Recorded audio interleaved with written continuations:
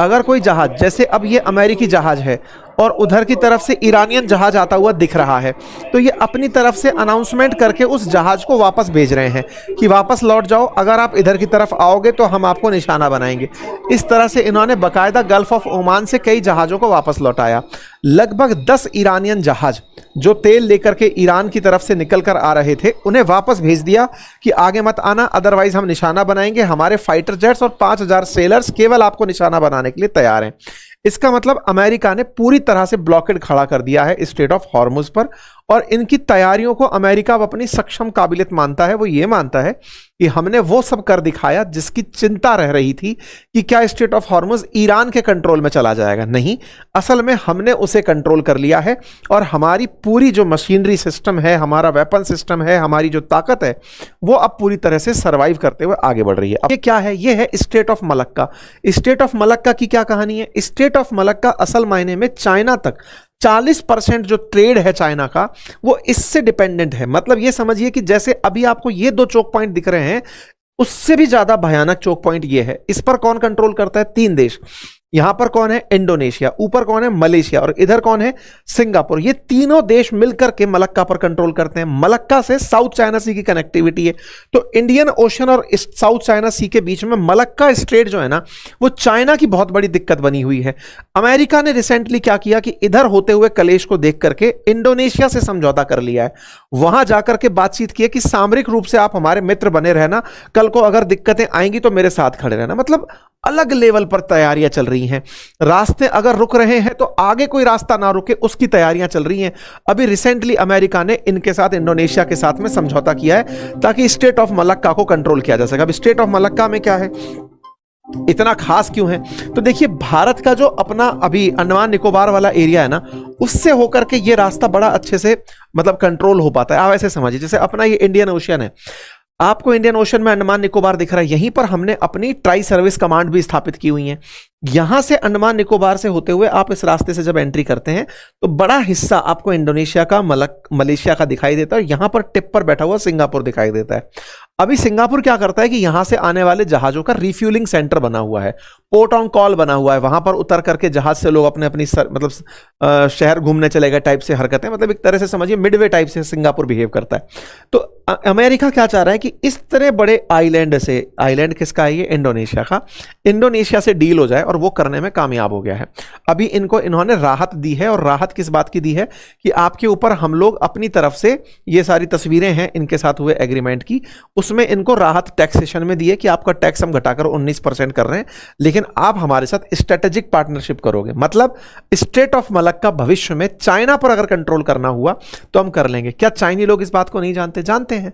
China के कई मतलब पूर्व राष्ट्रपतियों ने इसे बहुत ही स्ट्रेटेजिक लोकेशन मानते हुए ही विकल्प के रूप में, चाइना वालों ने बड़ा समझदारी से बहुत सारे काम किए। कई बार अपन देखते हैं ना, जैसे कि भारत की स्थिति को समझने का प्रयास करते हैं कि चाइना इस तरह की हरकत क्यों करता है, तो आपने देखा होगा अब जैसे ना, ये थाईलैंड का एक हिस्सा है जिसके ऊपर से इन्होंने करा स्टेट बनाने की बात की। चाइना वाले म्यांमार से होकर सीमैक बनाने की बात करते हैं, पाकिस्तान से होकर सीपैक बनाने की बात करते हैं, दुनिया भर में अपने बहुत सारे पोर्ट्स लेकर भारत के आगे स्ट्रिंग ऑफ पर्ल्स बनाने की बात करते हैं, क्योंकि वो स्टेट ऑफ मलक्का का सब्स्टिट्यूट नहीं जानते। चाइना के पूरे व्यापार का 40% इधर से होकर गुजरता है। तो ऐसे में इस 40% का जो डर है ना, वो चीनियों में बहुत ज्यादा है। अमेरिका उसको और डराने के लिए इंडोनेशिया से समझौता करने चला गया है। मतलब ये पूरी तरह जो वार चल रही है ना, वो जमीन के आधार पर पावर बनने की चल रही है। इनके एक पूर्व प्रीमियर हुए हैं, राष्ट्रपति हुए हैं चाइना के, उनका नाम हु जिनताओ था। वो तो मलक्का को मलक्का डायलेमा कहते थे, बोले भाई ये बड़ा संकट की स्थिति है।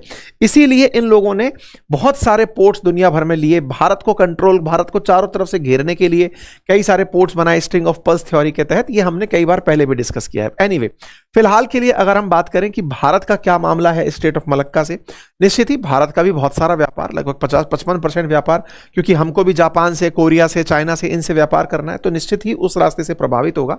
अमेरिका उस जगह पर अपनी बढ़त बना रहा है। क्या भारत का कोई संपर्क है? बिल्कुल, भारत सिंगापुर के साथ मिलकर के स्टेट ऑफ मलक्का में वैसे भी ज्वाइंट पेट्रोलिंग करता है। फिलहाल के लिए ये चिंता नहीं है, ये भविष्य है। चिंता अभी यहां पर टिकी हुई है। आते हैं वापस साहब, तो ये चिंता है, इन चिंता का इलाज होता रहेगा। फिलहाल के लिए जो जो बड़ी चिंता है उसमें है आज की स्थिति कि क्या स्ट्रेट ऑफ हॉर्मुज खोलेगा, क्योंकि हमारा तेल का संकट वहीं है। तो ऐसे में पाकिस्तान की तरफ से जो आसिम मुनीर हैं, जो यहाँ के फील्ड मार्शल हैं, वो यहाँ पर पहुंचते हैं और ईरान के विदेश मंत्री से मुलाकात करते हैं। तस्वीरें बाहर आती हैं, इनको रिसीव करने के लिए विदेश मंत्री जाते हैं, बातचीत होती है।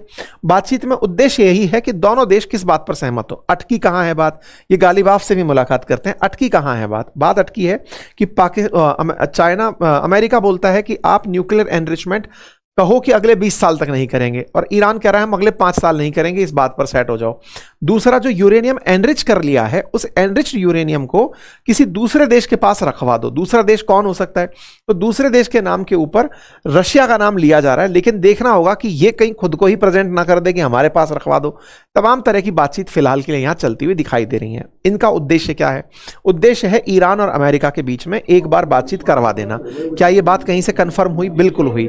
कल अमेरिका की तरफ से जो प्रवक्ता हैं कैरोलिना लेविट, उन्होंने इस बात को स्वीकारा और कहा कि पाकिस्तान इस काम को करवाने लग रहा है। हम लोग प्रेशर बात कर रहे हैं और वो लोग बढ़िया काम कर रहे हैं। पाकिस्तान जो काम कर रहा है उसको एप्रिसिएशन मिल रहा है। एप्रिसिएशन के नाम पर सऊदी ने उनको $2.5 बिलियन दे भी दिए हैं, ऐसी खबर है। शहबाज शरीफ मिलने के लिए गए हुए हैं। क्या इस बार जब डील होने बैठेगी, इस्लामाबाद वार्ता होने बैठेगी, तो इजराइल मान जाएगा?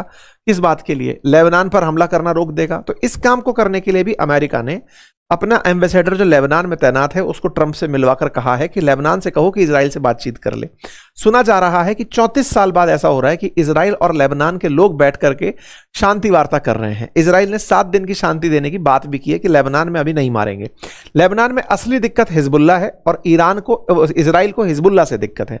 लेकिन ट्रंप चाहते हैं कि इस तरह की वार्ता जब हो रही हो तो इजराइल शांत बैठे ताकि दुनिया को इनका प्रभाव दिखे। कुल मिलाकर ट्रंप अपनी बात को सही सिद्ध करने के लिए कि स्ट्रेट ऑफ हॉर्मुज को मैंने खुलवाया, मैंने इजराइल को मनाया, ईरान को मनाया, इसको मनवाने के लिए, शांति की राह पकड़ने के लिए फिलहाल मैक्सिमम प्रेशर अपना रहे हैं। दुनिया प्रभावित हो रही हैं। आप लोग इसे कैसे देखते हैं जरूर कमेंट बॉक्स के अंदर बताइएगा। और हाँ, कि जिस चैनल पर फिलहाल आप खबरें सुन रहे हैं, पढ़ रहे हैं, आपसे गुजारिश है कि इसे सब्सक्राइब करना ना भूलें, क्योंकि आप में से बहुत सारे साथियों ने इस चैनल को सब्सक्राइब नहीं किया हुआ है। आप सब्सक्राइब करते हैं तो हमारे साथ आपका जुड़ाव हमारे लिए एक ताकत के रूप में दिखाई पड़ता है।